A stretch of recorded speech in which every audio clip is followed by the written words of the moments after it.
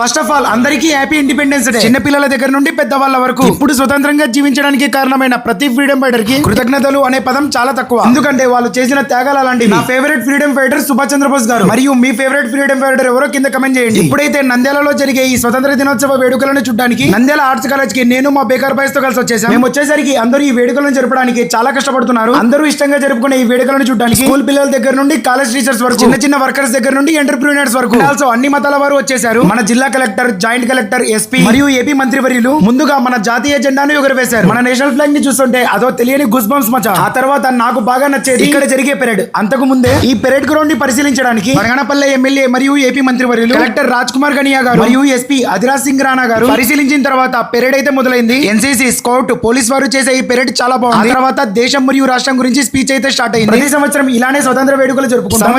సంవత్సరం మన రాష్ట్ర అభివృద్ధి ఎలా జరుగుతుంది, వెహికల్ మీద నమూనాలతో సహా మనకు అర్థమయ్యే విధంగా పెట్టి పెరేడ్ చుట్టూ తిరిగి అందరికీ తెలియజేస్తారు. అయితే పర్యావరణాన్ని రక్షించే విధంగా, స్వచ్ఛాంధ్ర ప్రోగ్రామ్ గురించి తెలిపే విధంగా రెడీ చేసిన వెహికల్ అయితే నాకు చాలా బాగా నచ్చింది. అండ్ ఈ వేడుకలలో పాల్గొనడానికి అండ్ ప్రదర్శించడానికి agriculture department, electrical department, medical department, municipal department, teachers and anganwadi teachers, చాలా డిపార్ట్మెంట్స్ తో పాటు ముఖ్యంగా పోలీస్ డిపార్ట్మెంట్ అయితే చాలా కష్టపడింది. అందరికీ మా సెల్యూట్. అండ్ ఫైనల్ గా జై హింద్. ఈ వీడియో నచ్చినా లేకొట్టు, నచ్చకున్నా లేకొట్టు.